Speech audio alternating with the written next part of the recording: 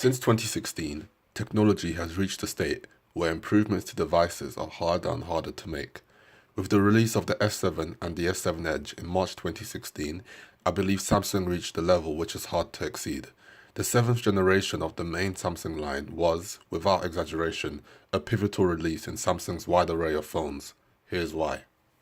Firstly, the beautiful 5.5-inch 1440 by 2560 screen is absolutely amazing.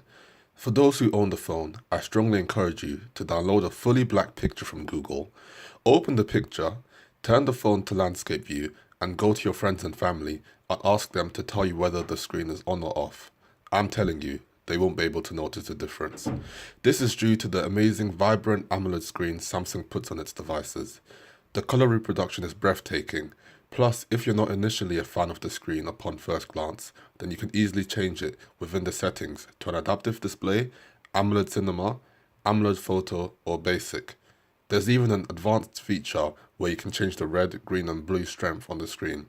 So yeah, without exaggeration, the screen on the S7 and the S7 Edge is absolutely breathtaking, even almost 3 years after its release. Bear in mind, this is not all the screen has to offer. There are a wide array of other features on the display settings, such as changing the resolution between 720p, 1080p, and 1440p, depending on your battery saving preferences. Speaking of the batteries, the 3000 mAh battery on the S7 and the 3600 mAh battery on the S7 Edge is also holding up extremely well.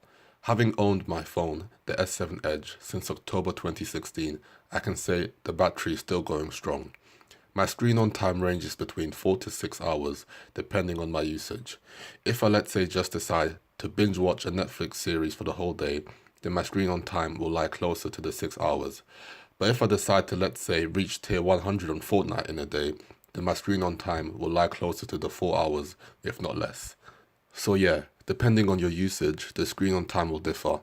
Nonetheless, the battery is still amazing, and it has not degraded as much as I thought it would, compared to my Galaxy Note 4. So let's just analyze what we have so far. An almost 3-year-old device has a screen that is comparable and even better than some devices released a few months ago. Plus, the battery is still holding up well and is decent. So why upgrade to another phone such as the Galaxy S9 Plus or the Galaxy S10 when it is released? Is it because your contract is ending?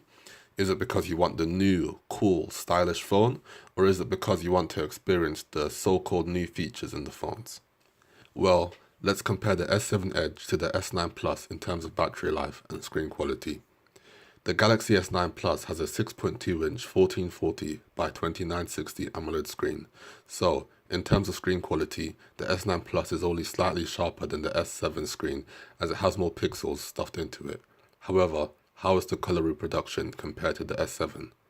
Upon looking at both phones, of course the S9 Plus's screen looks nicer when they're both side by side, but then I ask myself, is this worth the £500 price tag? In terms of screen quality alone, it is not, for me at least. Now let's talk about the battery life.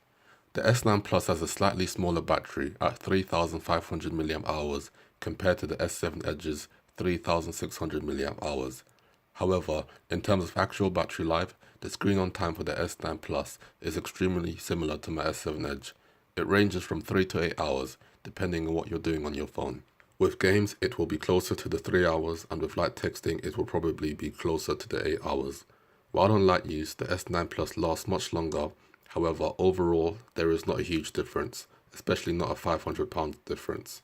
So, to conclude, I would say that in terms of screen quality and battery life alone, in my opinion, the upgrade to the S9 Plus, or maybe even the S10, is not worth it, as technology has reached a point where it is so impressive that it is hard to improve upon it drastically.